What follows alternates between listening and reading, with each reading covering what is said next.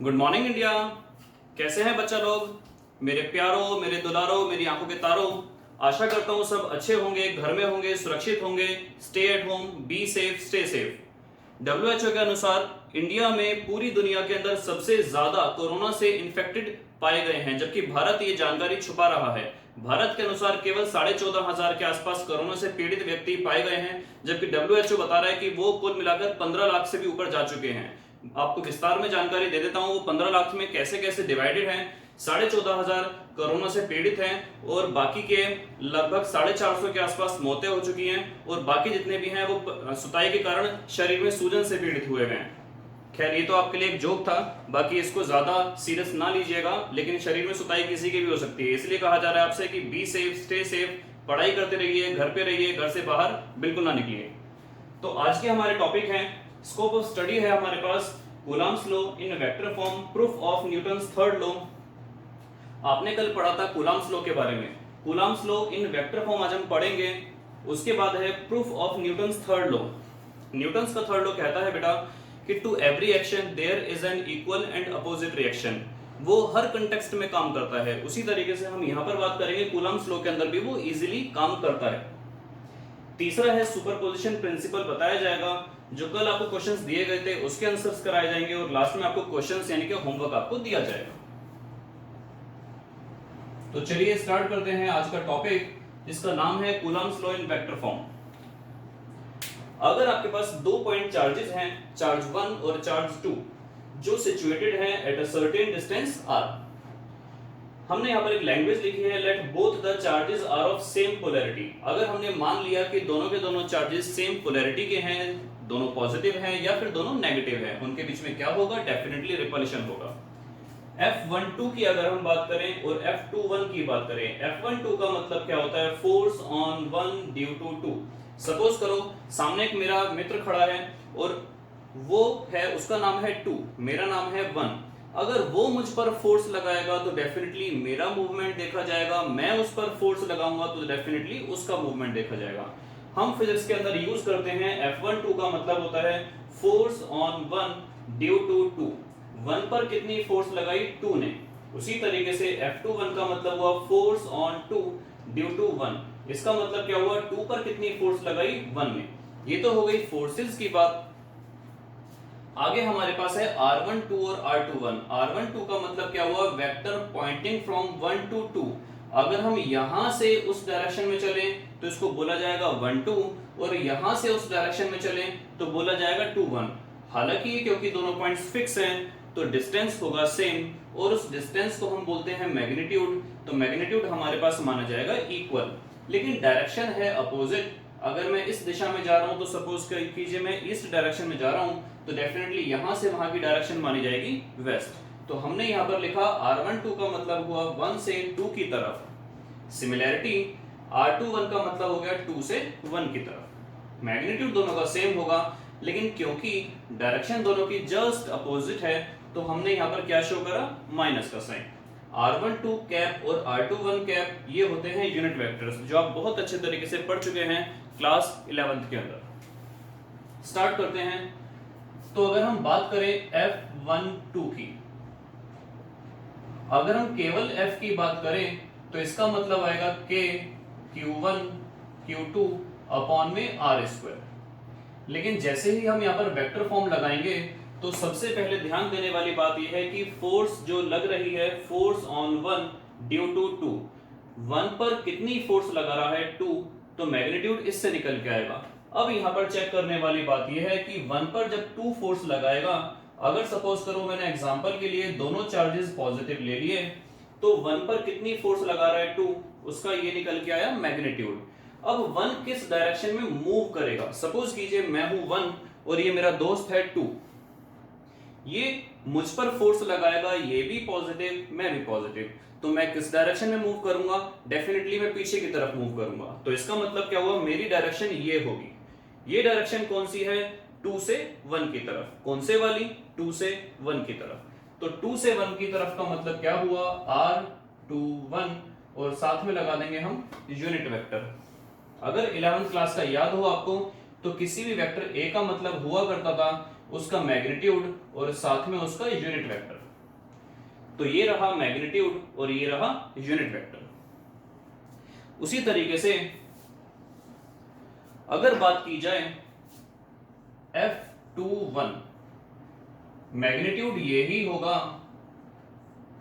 r², लेकिन अब बात की जाए कि force on two due to 1 की वजह से इस 2 पर कितनी फोर्स लग रही है, तो 1 की वजह से 2 पर जो फोर्स लग रही है मैग्नीट्यूड सेम होगा, लेकिन 2 किस डायरेक्शन में मूव करेगा, उस डायरेक्शन में, और वो डायरेक्शन कौन सी है, 1 से 2 की तरफ। तो यहां पर हम लिखेंगे r12, इसको हम बोलते हैं Coulomb's law in vector form. क्या बोलते हैं बेटा, Coulomb's law in vector form.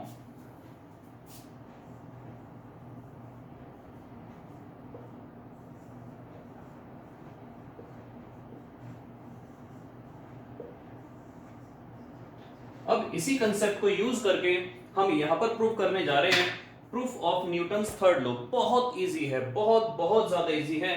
With in 10 seconds 20 seconds आप इसको इजीली प्रूव कर सकते हो। अगर आप ध्यान से देखें R21 का मैग्नीट्यूड कितना होगा, 1। क्यों होगा बताओ 1? Because this is a unit vector. All the unit vectors has magnitude equal to 1। तो इसका मैग्नीट्यूड 1 हुआ, इसका मैग्नीट्यूड 1 हुआ, दोनों का मैग्नीट्यूड तो सेम हो गया। बात करते हैं डायरेक्शन की। 2-1 का मतलब हुआ 2 से 1 की तरफ, 1-2 का मतलब हुआ 1 से 2 की तरफ। दोनों की वैल्यू सेम है, केवल क्या डिफरेंट है, मैग्नीट्यूड, सॉरी क्या डिफरेंट है, डायरेक्शन। तो यहां पर हम लिख सकते हैं R12 equals to R21, direction opposite. तो इस R12 को, R21 को जो नेगेटिव डायरेक्शन है हम यहां पर यूज कर सकते हैं। अगर यहां पर हम यूज करें F12 KQ1 Q2 अपॉन में R², 2-1 या 1-2, 2-1 की जगह, इस 2-1 की जगह हम इसको ऐसे भी लिख सकते हैं R12 R21, नेगेटिव यहां ना शो करके इसके साथ शो कर दिया जाए। तो R21 की वैल्यू कितनी निकल के आई, माइनस का R12। R21 की वैल्यू कितनी निकल के आई, माइनस का R12। इस माइनस साइन को बाहर अगर हम ले लें तो ये आपके पास बचा KQ1 Q2 अपॉन में R², साथ में आपके पास बचा R12। ये बताओ किसकी वैल्यू है, ध्यान से देखो बोर्ड पर, कहीं पर कुछ ऐसा नजर आ रहा हो।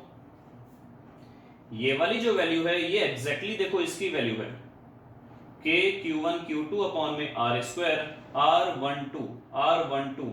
इसकी जगह क्या हम F21 पुट कर सकते हैं, तो आंसर आएगा डेफिनेटली यस।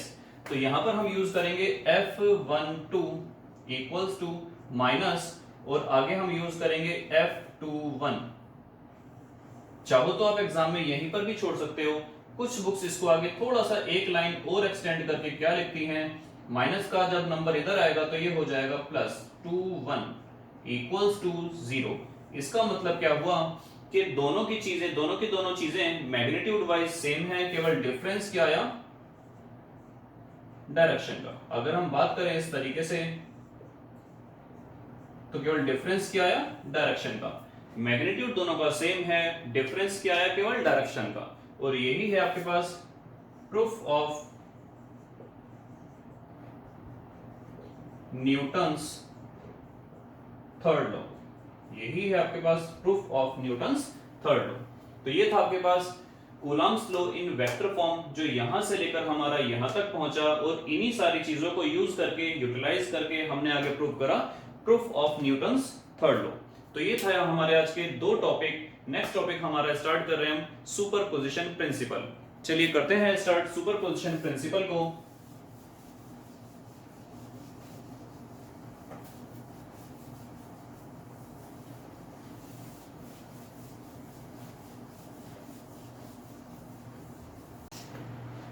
नेक्स्ट और लास्ट टॉपिक है आज का सुपरपोजिशन प्रिंसिपल। पहले समझते हैं एग्जैक्टली सुपरपोजिशन प्रिंसिपल होता क्या है। 11th क्लास के अंदर ग्रेविटेशन चैप्टर के अंदर भी आपने शायद सुपरपोजिशन प्रिंसिपल पढ़ा होगा। अगर आप लोगों के टीचर्स ने पढ़ाया होगा तो सुपरपोजिशन प्रिंसिपल भी आप लोगों ने पढ़ा होगा। एक बार समझते हैं।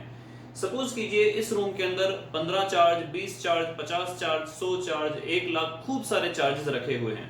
मैं हूं टेस्ट चार्ज। मेरा नाम दे दिया गया है q naught, this is your q naught test charge, और बाकी सारे चार्जेस जितने भी चार्जेस हैं इस रूम के अंदर उनका नाम दे दिया गया है Q1, Q2, Q3, Q4, Q5, Qn तक, और सभी का डिस्टेंसेस, Q1 का मुझसे डिस्टेंस कितना है R1, Q2 का मुझसे डिस्टेंस कितना है R2, Q3 का मुझसे डिस्टेंस कितना है R3, Qn का मुझसे डिस्टेंस कितना है Rn। तो इसका मतलब सभी का मुझसे डिस्टेंस अलग अलग होगा।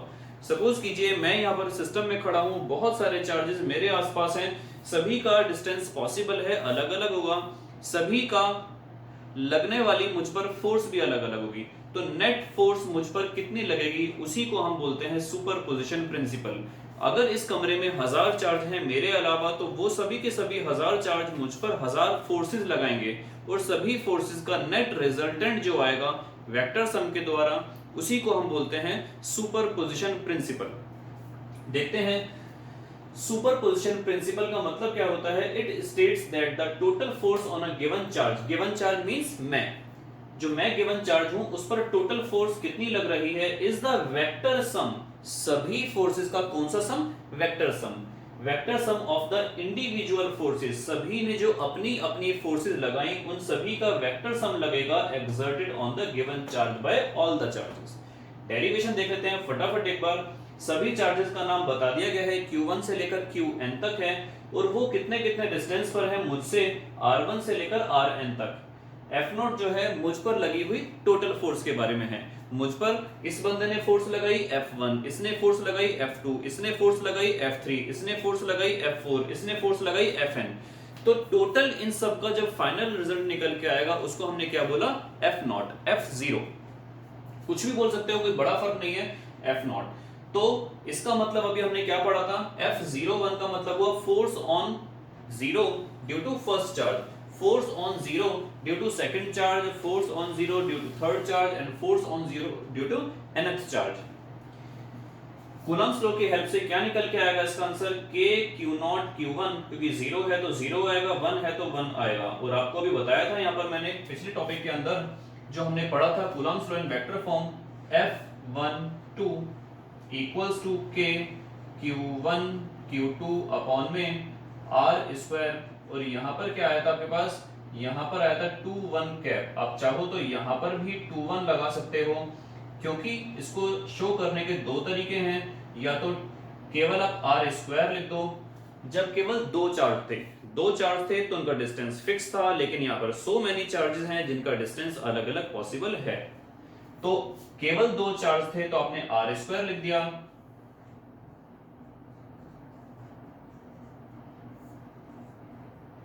और अगर कई सारे चार्जेस हैं तो सबका डिस्टेंस आपको अलग अलग करके शो करना होगा।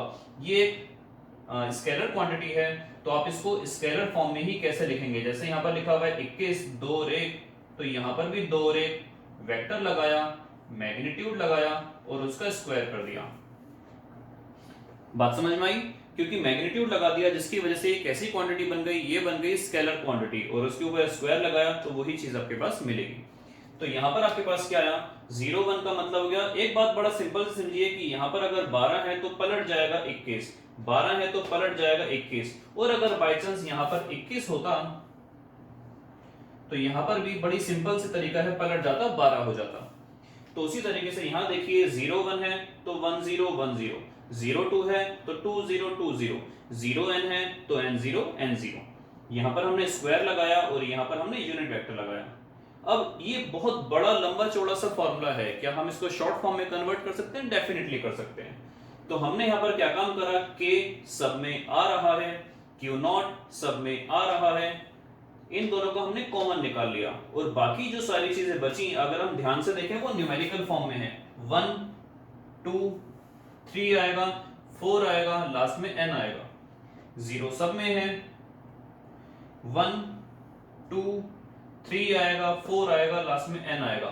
इसको हमने सिग्मा या समेशन की फॉर्म में कन्वर्ट कर दिया है। कैसे, K Q0 ये रहा, सिग्मा लगाया, I लेकर 1 से I बराबर n तक, 1 की जगह I लिख दिया, जहां जहां 1 था 2 था वहां हमने I लिख दिया, 1 की जगह I लिख दिया, 1 की जगह I लिख दिया।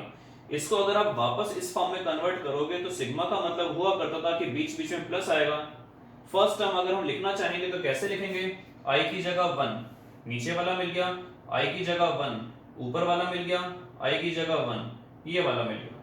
सेकंड हमारे पास क्या आएगा, i की जगह 2, ये वाला आ गया, i की जगह 2, ये वाला आ गया, और i की जगह 2। इस तरीके से लास्ट वाली अगर हम टर्म लेंगे तो i की जगह n, i की जगह n और i की जगह n। इस तरीके से ये हमारा इसको कॉम्पैक्ट फॉर्म में हमने कन्वर्ट कर दिया है। तो ये हमारे पास था सुपरपोजिशन प्रिंसिपल। आज हमने क्या क्या टॉपिक्स पढ़े, Coulomb's law in vector form जो बहुत सिंपल था, उसी को यहाँ पर हमने proof of Newton's third law करा, काफी सिंपल था, और लास्ट आपके पास था सुपरपोजिशन प्रिंसिपल्स। स्टार्ट कर रहे हैं अब हम कल के क्वेश्चंस के आंसर जो बहुत इंपॉर्टेंट हैं, तो प्लीज प्लीज प्लीज बहुत ध्यान से देखिएगा। कल के हमारे 5 क्वेश्चंस थे, जिनमें से फर्स्ट क्वेश्चन था, जैसे आपको मैंने बताया था कि force is inversely proportional to square of the distance between them, कि F is directly proportional to 1/r² according to Coulomb's law. तो फर्स्ट क्वेश्चन आपके पास था, what is the graph of F versus R। तो जैसा कि आप लोग जानते होंगे, जो मैथमेटिक्स के बच्चे हैं वो बहुत इजीली जानते होंगे, जो मैथमेटिक्स के नहीं हैं वो भी इजीली समझ लीजिए कि जब भी बात आती है इनवर्सली प्रोपोर्शनल की, तो हमारे पास जो ग्राफ आता है वो होता है इस टाइप का, कि अगर R इंक्रीज करेगा तो डेफिनेटली F डिक्रीज करेगा, और अगर R डिक्रीज करेगा तो F इंक्रीज करेगा। ध्यान से अगर आप देख सकते हैं, यहाँ पर F की वैल्यू लगातार बढ़ती चली जा रही है, कोरस्पॉन्डिंगली अगर मैं बात करूं तो R की वैल्यू मिनिमाइज होती चली जा रही है। उसी तरीके से अगर हम इस तरफ आए तो R की वैल्यू लगातार इंक्रीज करती चली जा रही है, और कोरस्पॉन्डिंगली F की वैल्यू लगातार डिक्रीज करती चली जा रही है। सेकंड क्वेश्चन आपके पास था कि अगर दो चार्जेस हमारे पास हैं तो एक दूसरे पर जो वो फोर्सेस लगाएंगे तो उनका रेशियो क्या होगा। आपको बता दूं मैं, जैसे हमने अभी पढ़ा, to every action there is equal and opposite reaction. दोनों एक दूसरे पर जो फोर्सेस लगाते हैं उनकी वैल्यू हमेशा सेम होती है। अगर मैंने अपने फ्रेंड के ऊपर फोर्स लगाई 10 न्यूटन की, तो वो भी मुझ पर फोर्स लगाएगा 10 न्यूटन की। मैंने बताया था डायरेक्शन अलग होती है लेकिन मैग्नीट्यूड ऑलवेज सेम होता है। तो इसका मतलब क्या हुआ कि दोनों की जो रेशियो आएगी वो 1:1 आएगी। तीसरा बहुत इंपॉर्टेंट क्वेश्चन है आपके पास, ध्यान से देखिए। दो चार्जेस हैं 7 माइक्रो कूलम, उनका सम है, हमें नहीं पता वो चार्जेस कितने हैं, वही हमें फाइंड आउट करने हैं। पहले को मैंने मान लिया x माइक्रो कूलम, दूसरे को मैंने मान लिया 7 में से अगर x घटाएंगे दूसरा मेरे पास बचेगा 7 - x माइक्रो कूलम। उनके बीच में लग रही थी फोर्स 1 न्यूटन की, डिस्टेंस था हमारे पास 30 सेंटीमीटर, 100 से डिवाइड करेंगे तो निकल के आएगा 0.3 मीटर। करते हैं न्यूमेरिकल स्टार्ट आगे। अगर फोर्स है K(Q1 Q2) अपॉन में r², फोर्स की वैल्यू है 1 न्यूटन, K की वैल्यू है 9 × 10⁹, जो था हमारे पास electric constant, force electric constant. Q1 की वैल्यू हमने ले ली x × 10⁻⁶, क्योंकि ये माइक्रोज में है। Q2 की वैल्यू ले ली 7 - x × 10⁻⁶, r की वैल्यू ले ली 0.3 और इसका होल स्क्वायर। 9 की x में मल्टीप्लाई करेंगे 9x, 9 में से 6 गया 3 प्लस का, और 3 में से 6 गया तो -3। 7 - x आपके पास ये रहा, 0.3 का स्क्वायर हो गया 0.09। 0.09 को हम 9 × 10⁻⁻² के अकॉर्डिंग भी लिख सकते हैं। 9 से 9 कैंसिल आउट हो गया, लेफ्ट हैंड साइड पर है हमारे पास 1, राइट हैंड साइड पर है x, 10⁻⁻3, 10⁻⁻2 ऊपर गया तो 10⁻+2 हो गया, साथ में है 7 - x। 10⁻³ में से 10⁻² चला जाएगा तो बचेगा 10⁻⁻1, जो नीचे आके हो गया 10⁻+1। 10⁻+1 क्रॉस मल्टीप्लाई करा 1 की तरफ तो ये आ गया 10⁻+1। x की 7 में करी तो 7x, x की -x में करी x², -x² उधर गया तो प्लस का x², 7x उधर गया तो माइनस का। कुल मिलाकर ये बन गई क्वाड्रेटिक इक्वेशन। क्वाड्रेटिक इक्वेशन को सॉल्व करना आपको आता होगा स्प्लिटिंग द मिडिल टर्म की सहायता से। तो x - 5 और x - 2 इसके दो फैक्टर्स निकल के आए, तो -5 जब उधर जाएगा तो प्लस का 5, तो अल्टीमेटली आपके पास दोनों चार्जेस जो निकल के आए, एक था 5 माइक्रो कूलम और दूसरा था 2 माइक्रो कूलम। नेक्स्ट क्वेश्चन आपके पास था, फिफ्थ क्वेश्चन बताता हूं मैं, छोटा सा क्वेश्चन है, फोर्थ क्वेश्चन के बाद चर्चा इसके बाद में करेंगे। आपको बोला गया था पानी का डाई इलेक्ट्रिक कांस्टेंट को हम K से दिखाते हैं, और 80 आपको बोला गया था वाटर का W। पानी का डाई इलेक्ट्रिक कांस्टेंट आपको 80 बोला गया था, आपको निकालनी थी परमिटिविटी ऑफ वाटर। तो आपको याद हो मैंने फॉर्मूला बताया था कि K = epsilon of medium upon में epsilon naught. Epsilon of medium यानी कि वाटर की हमें निकालनी है k into epsilon naught. k की वैल्यू आई 80 और एप्सिलॉन नॉट की वैल्यू थी 8.854 इंटू 10 टू दी पावर -12। आप इसको सॉल्व कर लेंगे तो नेट आंसर आपके पास आ जाएगा। अरे भैया कर लेना सोल्व, सारे मुझसे करवाओगे, आगे सॉल्व आप करेंगे इसको खुद। क्वेश्चन नंबर 4 पे आते हैं।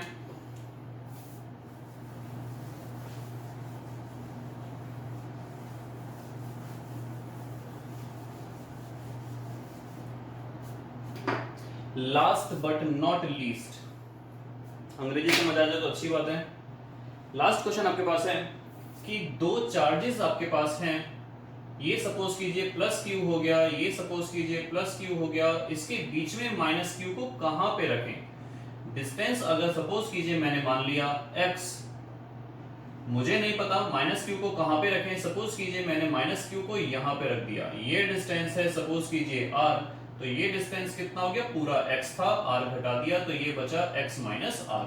आपको निकालना है एग्जैक्टली ये चार्ज रखा कहां जाए इनके बीच में, ताकि ये पूरा का पूरा सिस्टम रहे बैलेंस। बैलेंस का मतलब याद है इक्विलिब्रियम, बचपन में एक झूला झूलते थे जिसको हम बोलते थे सीसा। तो सीसा का मतलब क्या होता था, जब दोनों तरफ बराबर बैलेंस के बच्चे बैठते थे तो इजीली झूला झूल लिया करते थे। मैं था बचपन में बहुत हल्का फुल्का, जिसकी वजह से मैं कभी वो झूला झूल नहीं पाया। तो यहाँ पर इक्विलिब्रियम करते हैं एक बार। लास्ट क्वेश्चन है आपका question number 4, last but not least. Question आपके पास था ये अगर पॉजिटिव चार्ज Q है, इसी लाइन में दूसरा पॉजिटिव चार्ज Q है, इनके बीच का डिस्टेंस सपोज कीजिए मैंने x ले लिया, तो एक नया चार्ज -q किधर रखूं, कितने डिस्टेंस पर रखूं, ताकि ये पूरा का पूरा सिस्टम बना रहे इक्विलिब्रियम में। इक्विलिब्रियम का मतलब होता है संतुलन के अंदर। ये डिस्टेंस हमने r ले लिया, तो ये वाला डिस्टेंस हमारे पास हो गया पूरा x था, r निकल गया x माइनस r।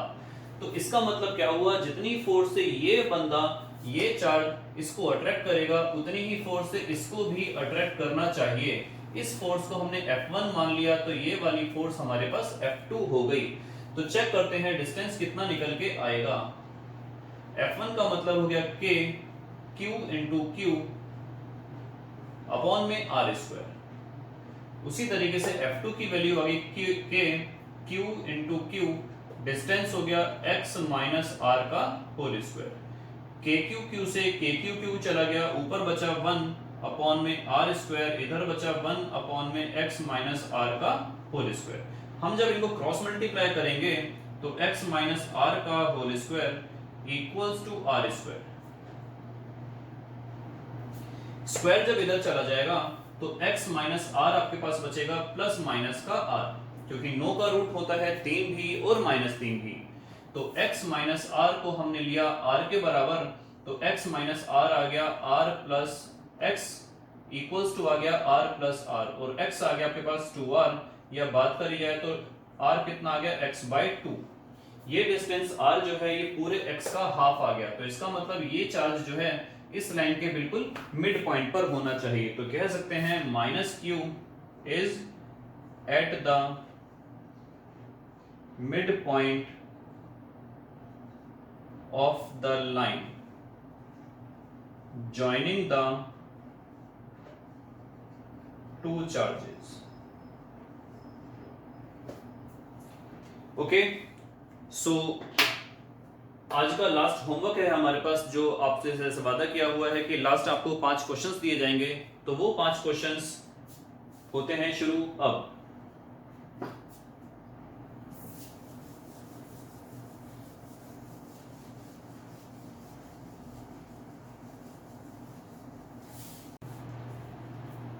तो आज के 5 सवाल ये रहे आपके पास। फर्स्ट क्वेश्चन है, अगर ये ट्राइंगल है APB, एंगल P है 90 डिग्री, ये डिस्टेंस 10 सेंटीमीटर, ये डिस्टेंस है 5 सेंटीमीटर, A पर रखा हुआ है चार्ज 2 × 10 की पावर -8 कूलम, जो पॉजिटिव चार्ज है। P पर रखा हुआ है 1 माइक्रो कूलम और B पर रखा हुआ है ये। तो बताइए इस चार्ज जो P वाला चार्ज है, इस पर लगने वाली नेट फोर्स कितनी होगी। सोचिएगा, बहुत अच्छा क्वेश्चन है, इंपॉर्टेंट है, और भी ऐसे क्वेश्चंस आपको बताए जाएंगे। नेक्स्ट क्वेश्चन है, a charge Q is placed at the centre of the line joining two equal charges Q and Q।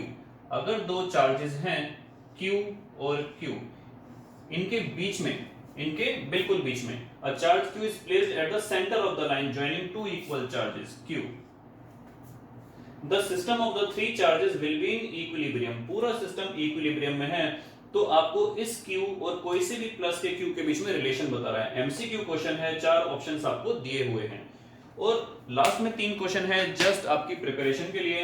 Conductor और सॉरी यहां पर गलत लिख दिया, कंडक्टर और डाइइलेक्ट्रिक के बीच में आपको डिफरेंशिएट करना है। कंडक्टर और डाइइलेक्ट्रिक के बीच में आपको डिफरेंशिएट करना है। कूलम्स लॉ वेक्टर फॉर्म में आपको जो पढ़ाया गया एक बार घर पे प्रिपेयर कीजिएगा, अच्छी तरह लिखकर, कोई भी अगर डाउट हो पूछिएगा। और न्यूटन्स का थर्ड लॉ कूलम्स लॉ की सहायता से आपको लर्न करना है, प्रिपेयर करना है डेरिवेशन। लास्ट में अगर क्लास पसंद आई हो तो लाइक कीजिएगा, ज्यादा पसंद आई हो तो शेयर कीजिएगा और अगर नेक्स्ट क्लास के लिए नोटिफिकेशन चाहिए तो सब्सक्राइब कीजिएगा। साथ में सब्सक्राइब के साथ साथ बेल आइकन होता है उसको प्रेस कीजिएगा।